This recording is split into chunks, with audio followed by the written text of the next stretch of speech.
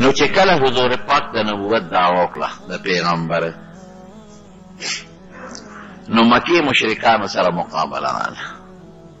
او قسم دې داسې مقابله راله چې زه تاسو ته د هغې بیان نشم کولی. ډېر سخت دور راغی، سخت دور. چا به د حضور پاک په مخامخ ورته مخې ته ودرېدل او کنځل به یې کول، چا ورته په لارو کې غنی اچول، او بعضې سپېره پکې داسې و چې د حضور پاک په ملا مبارکې به پیروان اچو، د سارو پیروان، او بعضې بدبخته ده و چې حضور پاک به یې د ګریوان نه ونیوه،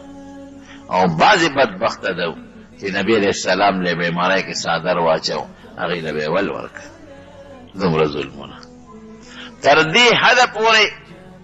یو بدبخته کافر دی چې دې درته ذکر کوم، عقبه ابن ابي معیط، دا ډېر سپېرو، دا دومره سپېرو چې کله ابو جهل ده وی چې څوک به لاړ شي فلانکې قصابخانې ته چې یو د وینو ډک د سوټو ډک یو پیروان راوړي او د نبي علیه السلام په دې ملا یې ورغورځوي. دې سپېره هغه کار کړی دی. نمبر 1. دویم دې سپېره هغه کړي دی چې حضور پاک یې دې ګریوان ته څادر اچولی دی. او دریم یو خطرناک کار یې کړی دی. یو ځل دې راغی نبي علیه السلام ته کېناست، لږ قرآن یې واورېد، په هغې حضور پاک خوشحاله شو که دا سپېره خدای مسلمان. نو یو بل کافر په مکه کې ابی ابن خلف د ده او د هغه تعلقات هم ډېر سپېره، نو دې چې هغه له لار خبر شو او ورته ویې عقبه ته تلې د محمد خبرې دې اورېدلې صلی الله علیه وسلم، هغه سره دې ناسته کړې، زه بس زما ستا تعلقات ختم، نن نه پس به زما ستا تعلق نه، ماله به نه راځې نه به درځم. وی ګوره زما ستا دوستانه ده، زه خواشې تللی یم. وی نه بس چې تا د هغه مجلس کې ناسته وکړه او د هغه خبرې دې واورېدې، زما ستا ختم، نن نه پس به ما ستا تعلق ختم. زه رضا کو نه رضا کېده، اخره کې وی په یو شرط به درنه راضي کېږم، تعلق به در سره قائموم چې ته لاړ شې د نبي علیه السلام نوم یې واغېست، د هغه په مخ لاړې وتکې، هله به دې پرېږدم. دا سپېره راغلی دی او هغه عمل هم ده کړی د حضور پاک په مخ کې. څومره ګران کار. دغه عقبه دا تکلیفونه صحابه وهل، روانې، جګړې، جرګې، هر څه پکې وشو. ناکام شو کافران. چې ناکام شو دا عقبه بیا خدای مردار کړ، بدر کې دی ګرفتار شو، جمدي ونیوی شو، او نبی کریم صلی الله علیه وسلم خو بله ګزاره کوله، صحابه وایي چې دی به موږ له خدای کوم ځای په ګوته راولي، مدینې ته یې په قیدیانو کې بوته لاره کې یو ځای مردار کړ. نو چې دا معرکې کې دی د مکې کافرو د حضور پاک د مقابلې لپاره یو خبره سوچ کړه. وی یاره داسې کار کوو، یو 2 کسه لیږو مدینې ته، د مدینې د یهودیانو نه معلومات کوو که رښتونې پیغمبري څه له ورسره جګړې کوو. د مدینې یهود د کتاب خاوندان دي، هغوی ته پته ده، هلته به ولېږو. نو دا عقبه یې ولېږه، دا سپېره بدبخت عقبه ابن ابي معیط، او یو بل کافر نضر ابن حارث، دا 2 کسه یې ولېږل. وی تاسو لاړ شئ او د مدینې د یهودیانو نه تپوس وکړئ چې مونږ کې یو هلک د پیغمبرۍ دعوه کړې ده، دا شکل، دا صفت او دا خبرې کوي چې هغوی څه وایي. دوی دواړه لاړل مدینې ته. په مدینه کې یهودیان اوسېدل، هغوی نه تپوس وکړه. هغوی ورته وی د 3 خبرو تپوس دې وکړئ، که دا جواب یې ټیک درکړه دی به رښتونې پیغمبري، ځکه مونږ کتابونو کې د آخرې زمانې د پیغمبر د دنیا د راتلو چې کومه موده ده، هغه هم دا ده. ممکن ده چې د آخرې زمانې پیغمبر راشي، خو هغه دا 3 خبرې بې د پیغمبر نه بل چاته نه دي معلومه. نو که جواب یې درکړ ټیک خو صحیح ده، که در یې نه کړ نو دی به دروغجن پیغمبر. هغې چې رالل میټینګ یې راغوښته، وی دغه رنګې د مدینې یهودیانو 3 سوالونه مونږ ته کړي دي، هغه 3 سوالات مونږ د نه کوو، که جواب یې راکړه دی به رښتونې پیغمبري، که یې را نه کړ دروغجن. 3 سوالاتو کې یو سوال دا چې تاسو دنه تپوس وکئ چې یو څو هلکانو چې هغوی د خپل ښار نه تښتېدلي دي او ورک شوي دي، د هغې هلکانو معلومات راکړه چې دا څوک او دا ولې لاړل، دا کوم ځای ورک شو، د دې واقع ذکر کا چاته چې اصحاب کهف وایي. دویم یو سړی چې د مشرق نه مغربه پورې په دې علاقه ګرځېدلی دی، دا به څوک وي؟ دا معلومات ترې والی، دا هم ناشنا ده او دا ړومبی هم ناشنا ده. او دریم د روح تپوس ته وکړئ چې روح څه ته وایي. دې وی ډېره ښه ده. کېناستل نبي کریم صلی الله علیه وسلم وی مونږ له د دریو سوالاتو جواب را، که دا دې راکړ مونږ به ومنو چې ټیک وی، او که دا دې رانه که بیا به ته دروغجن پیغمبر یې. نبي علیه السلام ورته وی سهار له به جواب درکړم، ځکه زما جواب خو له ځانه نه جوړو،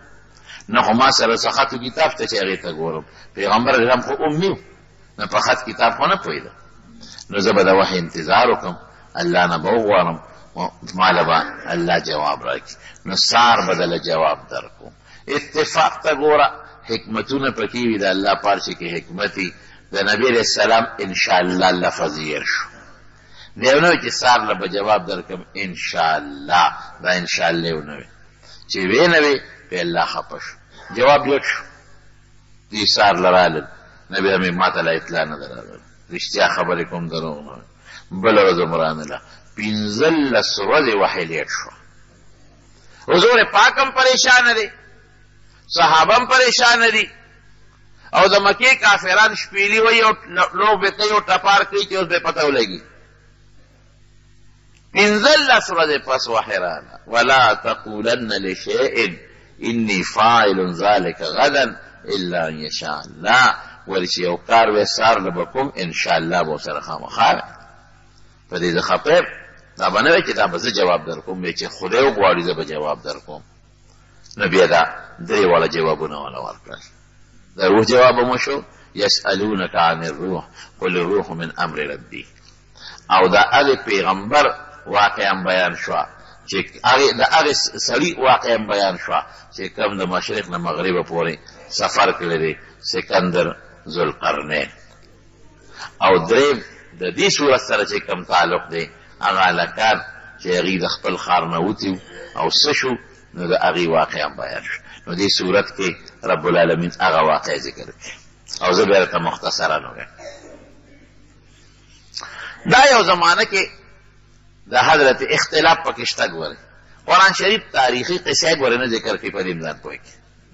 صرف یو واقعه قرآن شریف تفصیلي ذکر کړې ده چې هغه د حضرت یوسف علیه السلام واقعه ده، او باقي تفصیلي نه ذکر کوي. یو حصه یو ځای ذکر کړي، بله حصه بل ځای ذکر کړي، مخکې حصه وروسته ذکر کړي، وروسته حصه مخکې ذکر کړي، چې څوک دا ونه وایي چې قرآن شریف د قصو کتاب دی. دا واقعات صرف دې دپاره ذکر کوي، قرآن شریف کې الله وایي د عبرت دپاره. واقعه دی ځکه یو عالم واقع ذکر کړي، دې دپاره ذکر کړي چې خلک د واقع نه خلک ډېر زر عبرت لي، واقع ته خلک پوره توجه هم ورکوي، هسې عامو خبرو ته څوک توجه نه ورکوي. نو نبی کریم صلی الله علیه وسلم ته په دې صورت کې الله د هغې اصحاب کهفو هغه ذکر کړی دی، او هغه واقع هم داسې ذکر کړی دی چې تفصیلي نه ده. بیا علماو پکې څه خبرې اترې کړې دي. دا خلک دا وڅوک دا کوم ځای پیدا شوي دي، او دا اصحاب کهف دا بیا کوم خاطلي دي، او کوم ځای کې رک شوي دي، او د دې مقصد څه، دا یو واقع ده. نو د عیسی علیه السلام نه پس ګورې اختلاف پکې شته. د عیسی علیه السلام نه پس 2.5 کاله پس دا هلکان په یو وطن کې په یو ځای کې پیدا شوي دي. کوم بادشاه چې په هغه علاقه کې و، د هغې بادشاه نوم دقیانوس و. دقیانوس بادشاه و، د هغې بادشاه په زمانه کې دا هلکان پیدا شوي دي، او دا هلکان شهزادګان ده چې د مختلفو علاقو د ګورنرانو بچي و، د وزیرانو بچي و، او دا هلکان ډېر په ناز و نعمت کې لوی شوي دي. ځکه د بادشاه زوی چې لویږي هغه خو نه کار کړي، نه یې قصب کړي، نه لاسونو کې د کار سره بلی دي، نه خپې د کار سره بلی دي، وجودونه نازکي، نازک مزاج الکانو. او د خپل وزیر یا د گورنر د دغه خلکو بچیو زو زمانه د دقیانوس وه، او د عیسی علیه السلام نه 250 کاله پس دا واقعه وه. دقیانوس بادشاه دی، مشرک بادشاه دی، او کم خار سره چې د دوی تعلق او کم علاقه د هغې نوم افسوس و افسوس په سین سره، مخکې سین دی وروسته سین. بادشاه مشرک و، شرک به کوو، او بادشاه ته به خلکو سجدې لګولې. کم سړی چې به دربار ته راغی نو لومبې به یې بادشاه ته سجده ولګول. او بوتان یې جوړ کړي وو، غټ غټ بوتان، په چوکونو کې بوتان لګولي، غټو غټو شاهراګانو کې جوړ لګولي، او په خپلو محلاتو کې لګولي بوتان، او ځای په ځای بوتان خواره کړي، او کورونو کې حجرو کې خلکو سره بوتانو، د دغه بوتانو سجدې به یې کول، عبادت به یې کوو. یو میلې له به دوی تل په کال کې،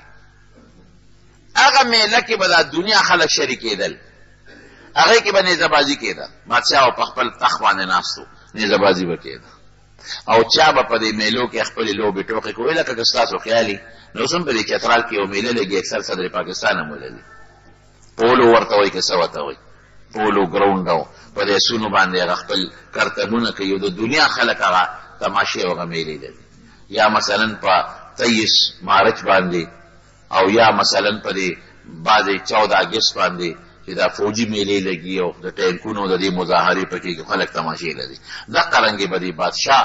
یو میله لګېدل، هغې کې به هغه فوجي تربیتونه هم کېدل، د هغه زمانې کې څه فوجي تربیتونو، اسونه به هم پکې خلکو زغلول، بادشاه به و، وزیران به و، او دا دنیا به راغونډه وه. دقسې یو میله لګېدلې ده، بادشاه دی دقیانوس، وزیران دی لګیا دي، خلک خپل کرتبونه کوي، بوتان لګېدلې دي، بوتانو ته سجدې کېږي، بادشاه ناست دی، تخت لګېدلی دی. اتفاق ته ګوره چې ته د یو اونې نه یا د یو چت نه یو پیشو راټوپ کړی. پیشو چې څنګه راټوپ کړي، پیشو د بادشاه د خوا سره پرېوته، خو دې بادشاه دام دعوه کړې وه چې ګوره یو خدای زه مېمه، د خدایه دعوه هم کړې ده، او خلکو له خپل بوتان هم ورکړي دي، خپلې دانچې چې دا په کور کې کېدی، او زما دې بوتانو ته سجدې لګوئ. چې څنګه پیشو را پروتې ده او پیشو ټس کړی دی، نو چې د بره نه یو شی را پرېوځي نو خلک خامخا ویرېږي چې څنګه را پرېوت. بادشاه فوراً ټوپ کړی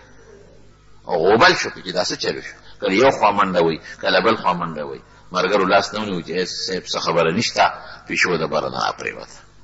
دې هلکانو په اړه کې سوچ وکړه چې که دا خدای وي نو دا دومره یره به پرې نه راتله، په خدای خو یره نه راځي، ده خو دومره یره و د واغېشته. زه به دې تعبیر وکړم، کتابونو کې نیچه زه به ده ووایم چې که پرتوګ یې چوکت نو ممکن ده چې ټول به لړوي. فرعون سره هم دا چل شوی، فرعون ته چې کله موسی علیه السلام مار پرېښوده که نه، نو دومره دستونه یې کړي چې ټول پرتوګ او غار سي میدان یې ټول لړلی. نو خدای العیاذ بالله ده چې دا خبرې مې را یادې شي ډېر خوشحاله شم. زم شکر دی چې موږ د هغې ذات عبادت کوو چې هغه له نه یره شته، نه پلیتي شته، او نه پکې خراب صفت شته. شکر دی د خشته او ښکلو صفتونو مالک دی، او زموږ خالق او مالک. دې هلکانو سوچ وکړه چې دا څنګه خدای دی، یو پیشو ټس سره دومره یوره یری چې کرسۍ نه ټوپونه ووال، تخت نه ټوپونه ووال، او خلکو رونیوه. خدای خو داسې نشي کېدی، خو بادشاه دومره زورور دی، پولیس فوج ورسره دومره دی چې څوک غږ نشي کولی. نو یو هلک دی شهزادګانو کې پاسېد، یو غاړه کې کېناست، او په دې سوچ کې پرېوته چې دا موږ په کومو کندو کې پراته یو، دا خو خدای نه دی، د اسمان چا پیدا کړی دی، د پلار چا پیدا کړی دی، د نیکه چا پیدا کړی دی. انقلاب راغی په ذهن کې. یاد وساتئ ورونو، خدای پاک زموږ دا دین او د اسلام دا فطري دین دی، فطري دین فطرت. نبی کریم صلی الله علیه وسلم فرمائی ما من مولود الا یولد علی الفطرت. یو معشوم داسې نشته چې هغه فطرت اسلامي باندې نه پیدا. د هر چا په زړه کې خدای ایمان او اسلام اچولی دی، خو دا خو موږ د پلار مور عبادت ته وګورو نو هغه فطري طور اسلام ته راشو، یهودیان د خپل مور پلار عبادت خانو ته ګوري او د هغوی عبادتونو اخویل مایل شي، عیسایان د خپل پلار مور عبادت ته ګوري یا خپلو سکولونو کې مدرسو کې سبق وایي اخوا مایل شي.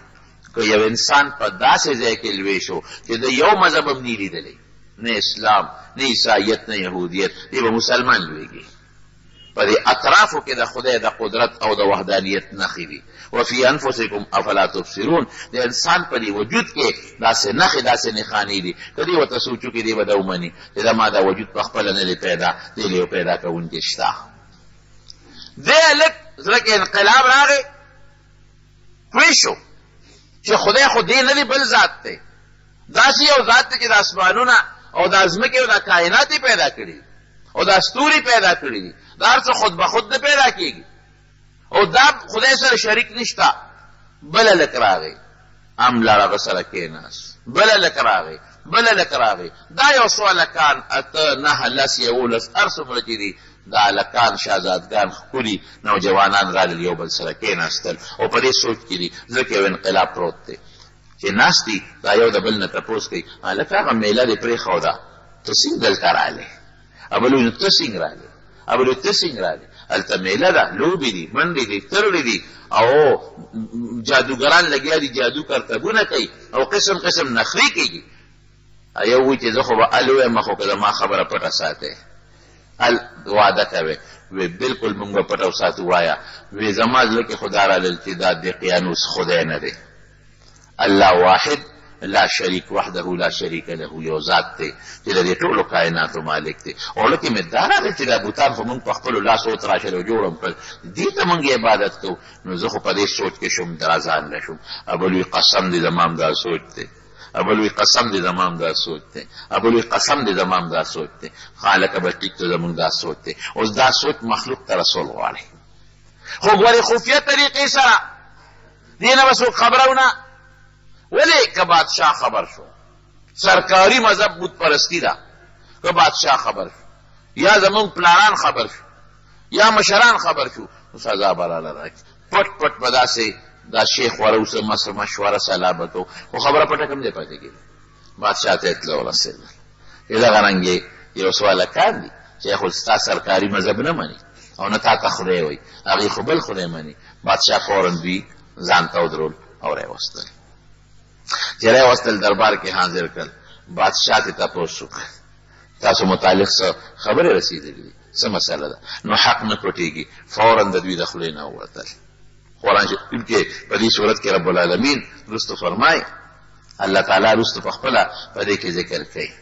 په خپله فرمایي څه وایي؟ اذ قاموا فقالوا ربنا رب السماوات والارض، رب زمون رب د اسمانونو د ځمکې دی، لن ندعو من دونه الها لقد قلنا اذا شططا، دا الله نه ما سوا بل خدای نه منو او که بل خدای مو د الله نه علاوه ومنو خدا خو مو ډېره خطرناکه او د جرم خبره کړي. او دا خبره خو درسته شوه، تاسو خو دا یو نظریه ده او یو عقیده هم ده، داسې هم چېرته پرېږدم. میټینګ شروع شو چې څه ورسره وکړو، پلاران یې چې کوم وو هغې وغوښتل وی ستاسو بچي خو دا عقیده لري څه ورسره وکړو، هغه وېرېدل.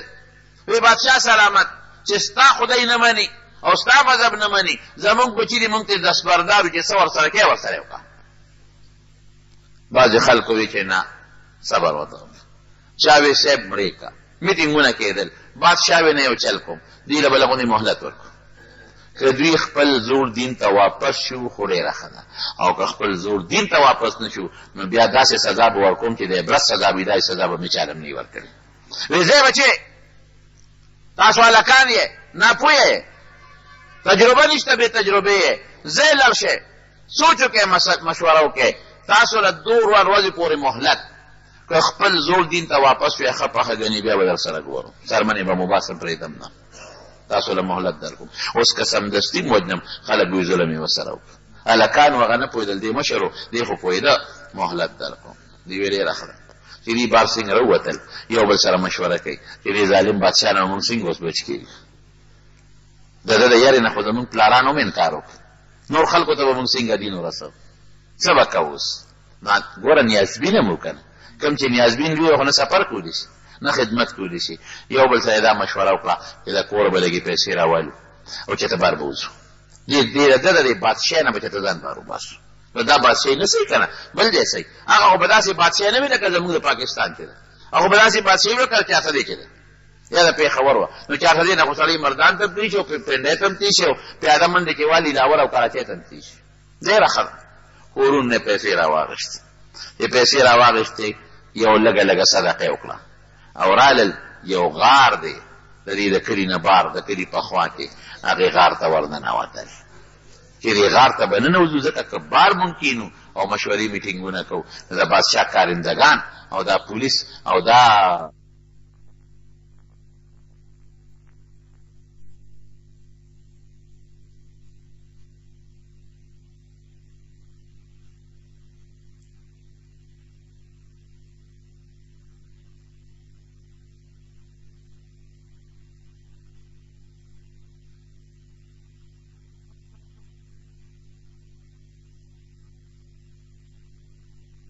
کم داسې خلکو ته نیغ نیغ ګوري که نه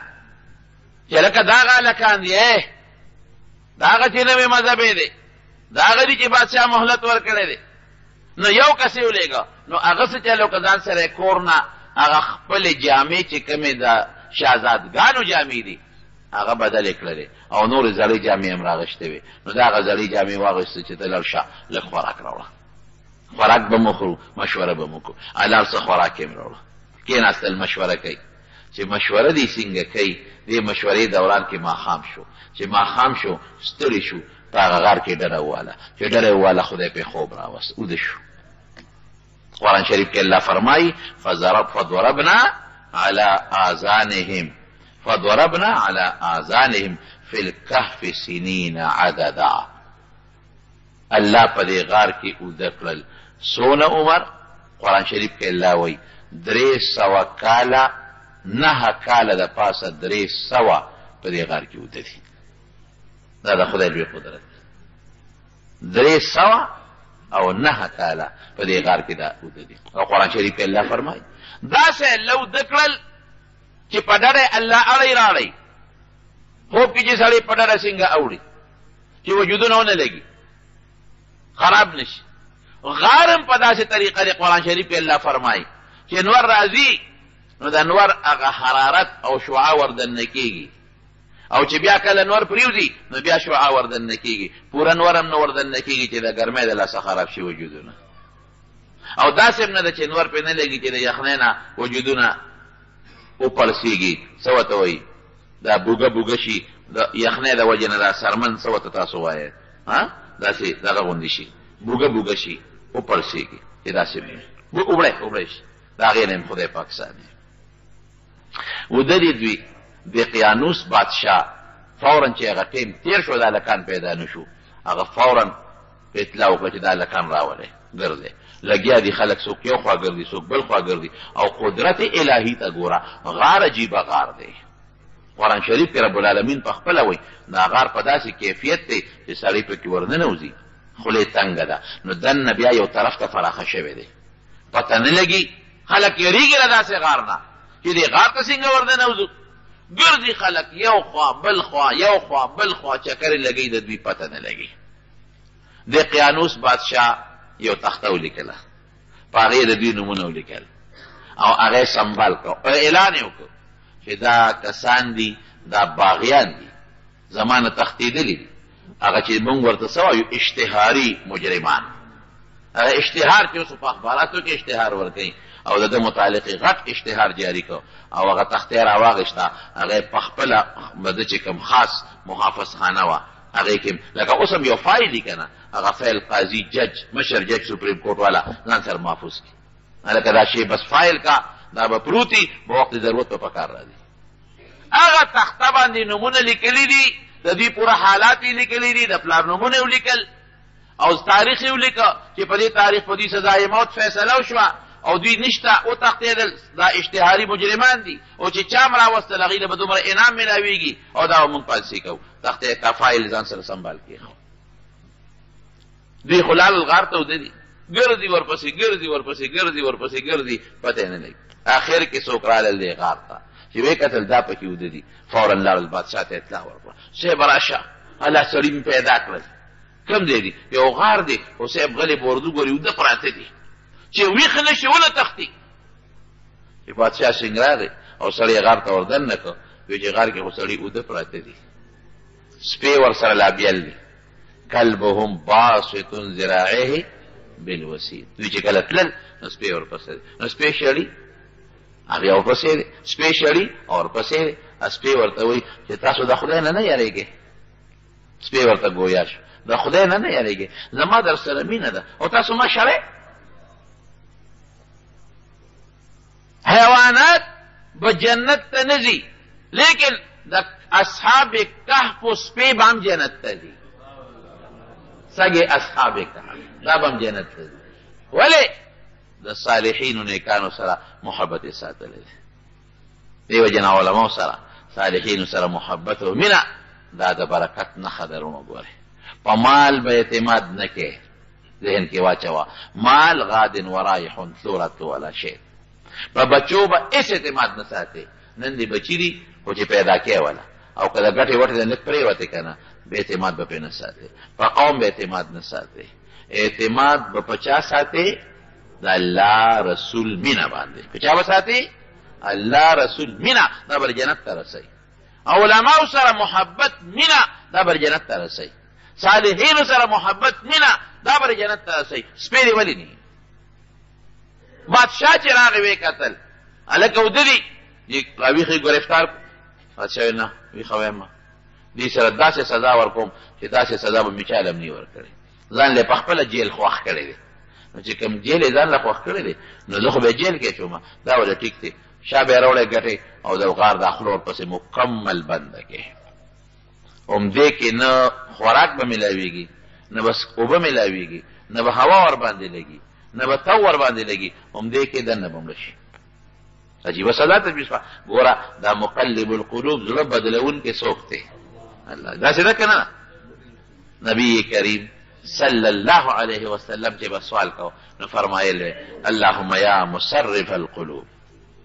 اے زړونو اړونکیا صرف قلوبنا علی طاعتک یا مقلب القلوب قلب قلوبنا الى طاعتک خدای زموږ زړونه ستا تابعدارۍ ته ورواړه اوس د هغه زړه کې خدای دا واچو ګنې وجل هم شو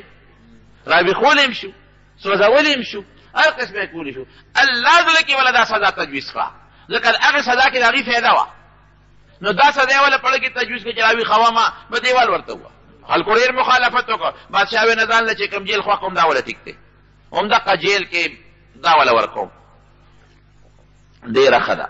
دیوال یې ورته د مضبوطو غټو غټو تیږو وخېجو مضبوط یې وتپه خیر و خلاص بادشاه لاړ سړي څوکیداران مقرر کړل چې دا دیوال کله کله ګوره بار تېرو اگر چې د راوتو هېڅ امکان نشته دومره غټې تیږې څوک لرې کولی نه شي او بیا بادشاه چې کوم آبادي کوي تاسو وینئ که نه د شاهي مسجد دا دیوالونه چې والي شوي دي شاهي قلعې والا دیوالونه چې والي شوي دي دا څوک نړولی شي د قیانوس بادشاه زمانه رو رو تیریږي هم خدای مړ که ورپسې بل بادشاه هم راغی مړ شو بل هم 300 کاله تېر شو ورو پروردګار داسې خلک پیدا کړل چې هغه صالحان او نیکان شو دا دورونه تېرېږي کله د باطل غلبه وي اخر کې د حق غلبه راځي بیا د باطل غلبه ورپسې د چا غلبه وي د حق غلبه ځکه زمونږ دې وطن ته وګورئ زمونږ په دې وطن د بت پرستۍ یو زمانه تېره شوې ده داسې ده که نه ده کم یو غونډی چې ګوري بوتان پکې راخېږي د دې اوتمانزو دا بار غونډی وګورئ د رضاو دا وګورئ تورنګزو کې دا غونډی وګورئ دغه کې وګورئ دا څه ورته ویلې کېږي تخبی کې وګورئ دا چې څومره غونډی دي کې بوتان راخېږي دا بت پرست تېر شوي دي او ګوتم بدھ بعضې بوتان پکې راخېږي معلومیږي دا چې د هغه ګوتم بدھ والا خلک هم دلته کې تېر شوي دي لیکن دور پې پروردګار د اسلام راوست او پښتون هغه قوم دی چې رب العالمین مکمل اول نه اخره پورې خدای پاک د صحابو په وجه صحابه دلته راغلي دي پروردګار دا ټول خدای مسلمانان کړي یو دور راغی د قرنګې له د قیانوس د زمانې نه پس خدای یو دور راوسته چې دور راوست خدای خلک ښه کړل بوتانو نه سجدې ختمې شوې او خلک ښه شو نیکان شو یو بادشاه راغی یو صالح او نیک بادشاه نوم یې تورتوس دی تورتوس بادشاه راغی هغه بادشاه راغی د دې بادشاه زمانه کې خلق نیکان دي او د عیسی علیه السلام دور دی او دا هغه زمانه ده چې عیسی علیه السلام خدای پاک جمدی بیا اسمان ته جوړی د عیسی علیه السلام د وینا مطابق څوک ښه عبادت کوي او څوک عیسی علیه السلام ته خدای زویم وایي داسې پکې شته خو بت پرستی ختمه شوې ده رو خلق نیکان بت پرستی ختمه چې دا پرتوس بادشاه راغی نو دغه زمانه کې بیا بعضې خلکو رو هغه د کفر خبرې بیا رو رالی دور بیا رو نږدې کېږي حالانکې دې ته زمانه رسېدلې ده چې ښار مکمل بدل شوی دی ښار کې جوماتونه جوړ شوي دي ګرجې جوړې شوي دي د ښار په دروازو باندې لا اله الا الله عیسی روح الله لیکلی شوی دی هر څه بدل شوي دي بوتان مات شوي دي خو دا بادشاه چې دا تورتوس بادشاه راغی دې وخت کې بعضې خلکو دا عقیده رو خوره شوه چې یاره دا خلک به څنګه واپس جمدي کېږي یو ځل چې یو سړی مړ شو او خور یې شو دی به څنګه واپس جمدي کېږي دا غلطه خبره ده واپس جون نشته رو دا نظریه خوره شوه او د بادشاه چې کوم خواص دي پارلیمنټ والا زه به تعبیر وکړم دې خلکو ته خبره ورسېدله څوک یو خوا شو څوک بل خوا چاوی واپس جمدی کېدل شته چاوی واپس جمدی کېدل نشته بادشاه پریشان دی بادشاه کتابونه لیکي زړې جامې واغوستې سر سر تور خپې بل خپې شو او پروردګار ته درخواستونه شروع کړل چې یا الله یو نه داسې مونږ ته ښکاره کا او دا داسې وخت چې نه پیغمبر شته او نه د پیغمبر صحیح تابعدار شته نه د پیغمبر تعلیمات شته ختم شوي دي جاهلیت رو خورېږي بیا پروردګاره داسې یو نښه مونږ ته ښکاره کا چې د هغې نه دا خبره معلومه شي چې یاره بعث بعد الموت د مرګ نه پس جمدي کېدل دا حق او ثابت دی زاری کوي الله ته زاری کوي دی خو الله ته چل کړی دی هغه دیوال خدای غورځولی دی زمانه خو پکې 300 کاله تېره شوه وازدادوا 9 فلبثوا في كهفهم 300 وازدادوا 9 309 سال دیوالم پرېوتی دی خو دوی دننه اوده پراته دي خدای پاکې حفاظت کوي الله چې حفاظت ته چا کوي هغه څوک خرابولی شي نشي خرابولی پروردګار لګیا د حفاظت کوي هېڅوک هم نه ورکوي دې خواته دوی را پاڅېدل د خوب نه راویښ شو هلته بادشاه خدای ته زاري کوي چې د خوب نه راویښ شو څنګه ویې کتل نو څه خوراک یې خوړلی او سر ته پروت و چې ویې کتل خوراک هم روغ پروت دی 300 سال کې خوراک روغ پروت دی زه به بل مثال هم درکړم د عزیر علیه السلام مخکې قرآن شریف کې ذکر شوی دی عزیر علیه السلام په لاره تېرېده او داسې روان ویجال ښار پروت و وی انا یحیی الله هذا بعد موتها دا به خدای څنګه جمدي کړي فاماته الله 100 عام 100 کاله عزیر علیه السلام خدای پاک ساتې وایستله او ورسره د انګورو اوبه د انګورو اوبه ډېر زر څښا کېږي انځر د انځر په میوو کې ډېره زر څښا کېږي 100 کاله پس یې سترګې وغړولې د انګورو اوبه هم تازه دي وانظر الى طعامك وشرابك لم يتسنى قرآن شریف کې الله وایي هغه خوراک چې زر څښا کېږي چې انځر دي هغسې محفوظ دي هغه د انګورو اوبه چې ډېر زر څښا کېږي هغه مقاسې محفوظ پراته دا هر څه خو د الله په اختیار کې دي که نه دا څښاوالی ولې راځي د جراثیمو د ذریعې نه او د آب و هوا د ذریعې نه او د حرارت او د برودت د وجې نه او دا هر څه د چا په لاس کې دي د الله په لاس کې دي جنت کې یو شی هم نه څښا کېږي زه کله کله یو مثال ورکوم زه ماشوم د مور په ګېډه کې دننه په څومره ګندګۍ کې پروت دی او په اوبو کې ډوب پروت دی په اوبو کې ډوب لیکن دا ماشوم نه څښا کېږي عقل خو چې څښا دي شي او مخصوص ټمپریچر دا د مور په دې ګېډه که ته وایې چې دا څنګه په دې څنګه دی په یو د مور په ګېډه کې د ماشوم پروت دی هغه مخصوص ټمپریچر غواړي په ژمي کې مو ته الله هغه ټمپریچر رسوي اوړي کې مور ته رسوي چا داسې وکړل چې اورېږه په اوړي کې به د ماشوم د مور د خېټې ته به بوځې وو هسې نه دننه ماشوم مړ نه شي حرارت زیات نه شي او په ژمي کې به د خېټې ته هیټر ایږدو هسې نه یخني پرې زیاته شي ماشوم مړ نه شي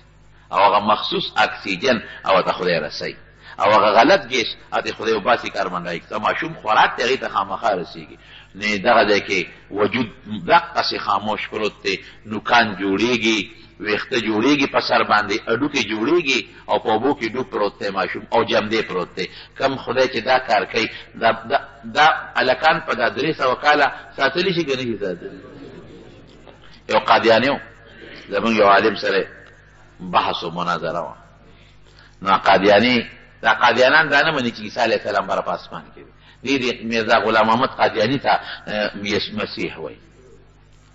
وی تاسو خو وایئ چې عیسی علیه السلام بره په اسمان کې دی وی ستاسو خو دا مقیده ده چې په اسمان کې نه بول شته واړه او نه لوی وی بلکل وی دا عیسی علیه السلام هلته اودس ماتې کوم ځای کوي نه مولانا صاحب ورته وایي وی د مور ګېډه کې څو میاشتې تېرې کړې دي وی 9 میاشتې وی مور ګېډه کې د غول کوم ځای کول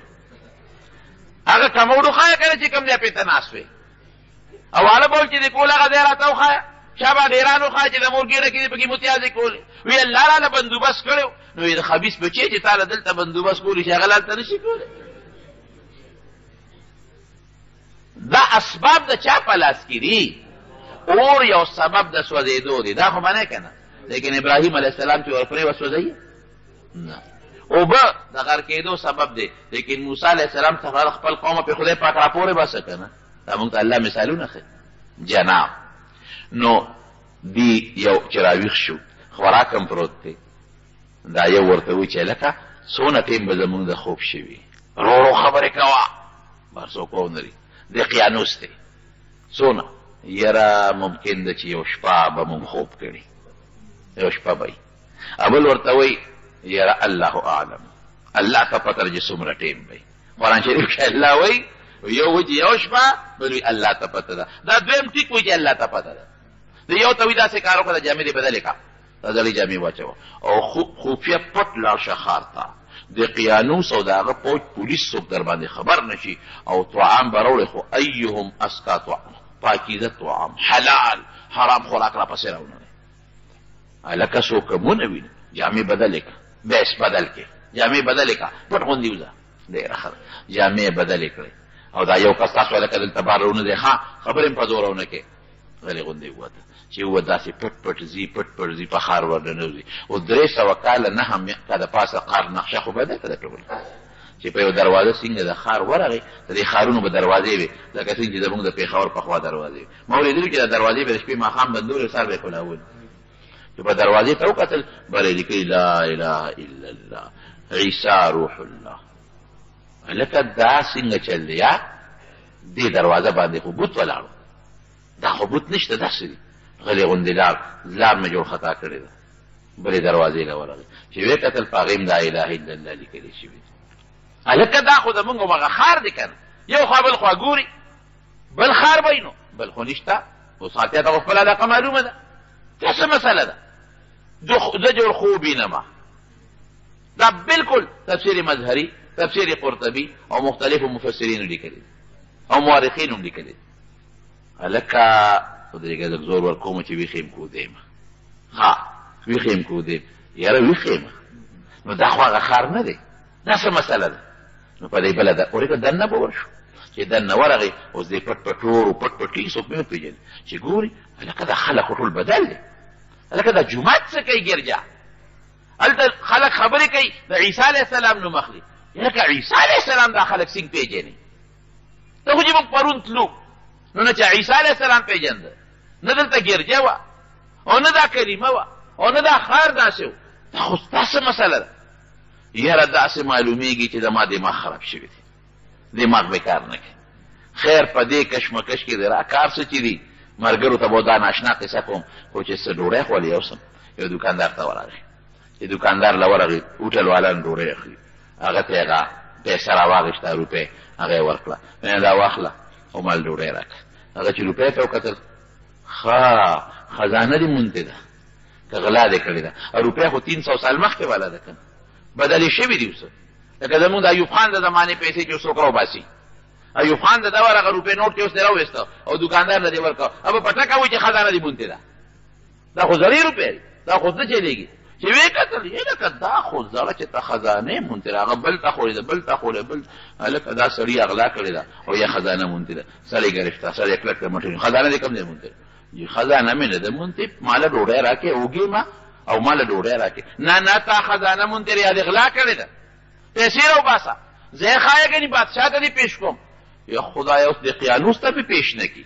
دا څه پیغام واوړې ده نه جي نه نه ما خزانه نه نه دا دروغ وایي خزانه کوم ده او پلار که مې خبر شو پلار مې قبر کې پروت دی تره که مې خبر وروڼه که مې خبر شو وایي به چې تا غلا کړې ده دا څه په لانجه واوړېږو یو نه نیسي بلې بل نه نیسي دیم غریب ځان ته حیران دی څوک وایي لکه ګورې خبره پټوي در نه